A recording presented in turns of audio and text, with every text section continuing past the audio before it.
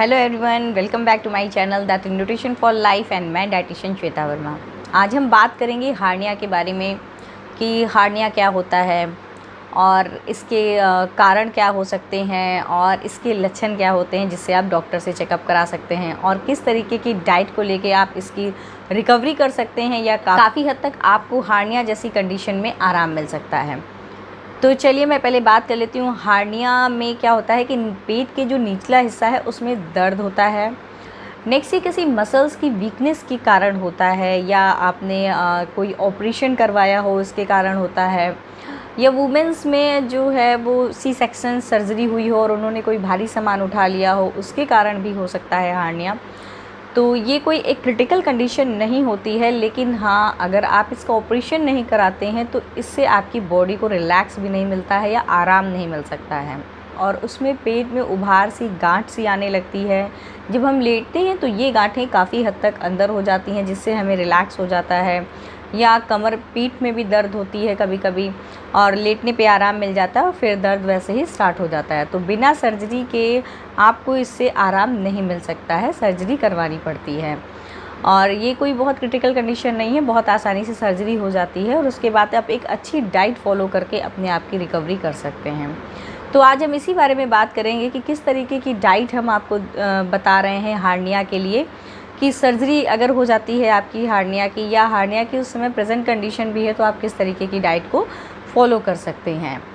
Hernia 4 तरीके के होते हैं। हाइटल हार्निया होता है, अम्बिलिकल हार्निया होता है और इंग्यूनल हार्निया होता है और वेंट्रल हार्निया होता है। मैं बहुत जल्दी आपको बताऊंगी कि ये हार्निया क्या क्या होते हैं। हाइटस हार्निया में आपकी जो हमारे डायफ्राम होता है उसमें एक हाइटस होल होती है जिससे हमारा जो ऊपर का पोर्शन है यानी चेस्ट का पोर्शन और पेट के पोर्शन को बॉडी में डिवाइड करके रखता है। डायफ्राम अलग अलग करके रखता है, उसमें एक होल होता है जिसके द्वारा हमारा जो डाइजेस्टिव ट्रैक है उस फूड पाइप जो है वो उसी से होते हुए जाती है नीचे। तो कभी कभी क्या होता है कि पेट का कुछ पोर्शन जो है वो हाइटस जो होल है उसके द्वारा आपकी छाती की तरफ जाने लगता है या फेफड़ों की तरफ जाने लगता है। इसी कंडीशन को हम हाइटल हार्निया कहते हैं। नेक्स्ट अम्बिलिकल हार्निया में क्या होता है कि नाभि में कुछ उभार सा हो जाता है। ये ज़्यादातर बच्चों में होती है और ये अपने उम्र के साथ साथ सही भी हो जाती है। जब नहीं सही होती है तो इसकी सर्जरी करानी पड़ती है। नेक्स्ट हम इंग्यूनल हार्निया के बारे में बात करते हैं। इसे ज़्यादातर पेट की हार्निया कहते हैं। ये पेट और जांघ की चर्बी के बीच में होती है और ये वहीं पे होती है जहाँ मसल्स बॉडी की वीक होती हैं या कहीं चोट लगी हुई होती है। वेंट्रल हार्निया एब्डोमिनल वॉल के किसी भी हिस्से में हो सकती है, ये एब्डोमिनल वॉल के पोर्शन में ही होती है। तो ये 4 तरीके की हार्निया है। अगर इनमें से कोई भी हार्निया आपको है या कोई सर्जरी के बाद आप किस तरीके की डाइट को फॉलो कर सकते हैं, तो चलिए हम बात कर लेते हैं इसकी डाइट की। सर्जरी होती है तो सर्जरी के जस्ट बाद तो आपको लिक्विड डाइट पे ही रहना है।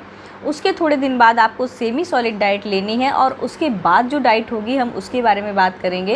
एक्चुअली में अगर आपको कोई अदर कंडीशन इसके साथ है, जैसे बीपी की प्रॉब्लम है या डायबिटीज़ है या हार्ट की प्रॉब्लम है, तो आपको उन कंडीशंस को ध्यान में रख के अपनी डाइट फॉलो करनी है। लेकिन मैं यहाँ पे आपको बेसिक डाइट बता रही हूँ जो नॉर्मल डाइट है, किसी कंडीशन के साथ नहीं है। तो आज जो डाइट है वो फ्रूट्स में आप एप्पल ले सकते हैं, बनाना ले सकते हैं, पपाया ले सकते हैं, चीकू ले सकते हैं, मेलन ले सकते हैं, वाटरमेलन ले सकते हैं, खीरा ले सकते हैं, ककड़ी इस सीज़न में आ रही है वो ले सकते हैं आप। ये सारे फ्रूट्स आप आसानी से खा सकते हैं। खट्टे फलों का सेवन ना करें, इनसे एसिड बन सकता है, एसिडिटी हो सकती है, डाइजेस्टिव ट्रैक्ट डिस्टर्ब हो सकता है। नेक्स्ट हम बात कर लेते हैं वेजिटेबल्स की। तो वेजिटेबल्स में कोशिश कीजिए जैसे आपकी बॉटल गार्ड यानी लौकी, पम्पकिन यानी कद्दू, तुरई, green leafy vegetables, beans, broccoli, beetroot और गाजर, ये सारी सब्जियां आप अपनी डाइट में इंक्लूड कर सकते हैं।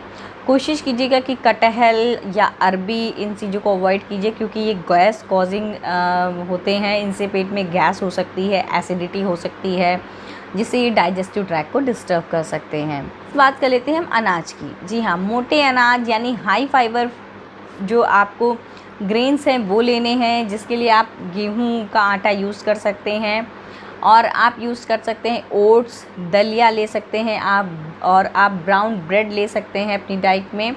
इन सारी चीज़ों को आप इंक्लूड कर सकते हैं आसानी से। और अगर हम दालों की बात करें तो दालों में अरहर की दाल आप ले सकते हैं, मसूर की दाल आप ले सकते हैं और मूंग की दाल, जो कि बहुत ही अच्छी है डाइजेशन में भी, और प्रोटीन का कंटेंट और मिनरल्स और विटामिन बहुत ही अच्छे अमाउंट में इन सब में होता है। और इस समय प्रेजेंट टाइम में आपको, जब आपकी सर्जरी होती है उसके बाद मसल्स काफ़ी ज़्यादा वीक हो जाती है, बॉडी का वेट बहुत जल्दी घटने लगता है, इसलिए आपको ज़्यादातर प्रोटीन रिच डाइट लेनी होगी।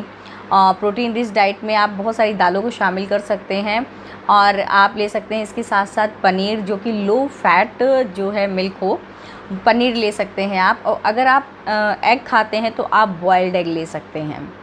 नेक्स्ट हम बात कर लेते हैं डेयरी की, कि डेयरी में आप क्या ले सकते हैं। डेयरी में आप सिर्फ काऊ मिल्क ले सकते हैं, आपको हाई फैट नहीं लेना है, यानी आपको बटर नहीं खाना है, या घी अगर आप पसंद करते हैं, खाते हैं, तो आधी चम्मच आप घी ले सकते हैं। नेक्स्ट हम बात कर लेते हैं कि किस तरीके का आप ऑयल यूज़ करेंगे। ऑयल में आप कोशिश कीजिए कि मस्टर्ड ऑयल का ही यूज़ कीजिए, या आप ऑलिव ऑयल का यूज़ कर सकते हैं। नेक्स्ट हम बताते हैं कि साल्ट में आप यूज़ कर सकते हैं रॉक साल्ट, यानी सेंधा नमक। तो ये थी कुछ ऐसी चीज़ें जिन्हें आप अपनी डाइट में आसानी से शामिल कर सकते हैं। और नेक्स्ट मैं कुछ चीज़ें और बता रही हूँ, जैसे आप चिया सीड्स ले सकते हैं, आप कुछ सीड्स भी इंक्लूड कर सकते हैं अपने इवनिंग स्नैक्स में, आप कोकोनट वाटर भी ले सकते हैं मिड मॉर्निंग स्नैक्स के टाइम में। नेक्स्ट आप कुछ फ्रूट जूस भी ले सकते हैं, एप्पल का फ्रूट जूस है वो बहुत ही अच्छा रिकवरी देता है। नेक्स्ट आपको क्या नहीं करना है, तो आपको मैदे से बनी हुई कोई चीज़ नहीं लेनी है, केक, पेस्ट्री, पैकेट के फूड, बिस्किट्स, ये सारी चीज़ें आपको बिल्कुल भी नहीं लेनी है। किसी तरीके की कोल्ड ड्रिंक या सॉफ्ट ड्रिंक आपको यूज़ नहीं करनी है। आपको अल्कोहल यूज़ नहीं करना है, स्मोकिंग नहीं करनी है। सर्जरी के बाद जब आप इस डाइट पे आते हैं तो आपको वॉक भी करना है। सुबह आप वॉक कीजिए, अप्रॉक्सीमेटली 40 मिनट सुबह वॉक कीजिए, और रात में खाना खाने के बाद ज़रूर वॉक कीजिए 30 मिनट। आपको दिन भर हाइड्रेटेड रहना है, काफ़ी ज़्यादा पानी का अमाउंट यूज़ कीजिए, जूस के रूप में लीजिए और खाली पानी लीजिए या कोकोनट वाटर लीजिए, पानी को आप लेते रहिए। ये थी हार्निया के बारे में कुछ इन्फॉर्मेशन और हार्निया से रिलेटेड डाइट। तो कैसा लगा आपको हमारा आज का ये वीडियो, हमें कमेंट बॉक्स में ज़रूर बताइएगा, और आप इससे ज़्यादा से ज़्यादा शेयर कीजिए जिससे आपके नियर और डियर को भी मिल सके इसका बेनिफिट। तो मेरे चैनल को अगर अभी तक आपने सब्सक्राइब नहीं किया है तो प्लीज़ सब्सक्राइब कर लीजिए, और श्वेता के साथ बने रहने के लिए आप लोगों का बहुत बहुत धन्यवाद।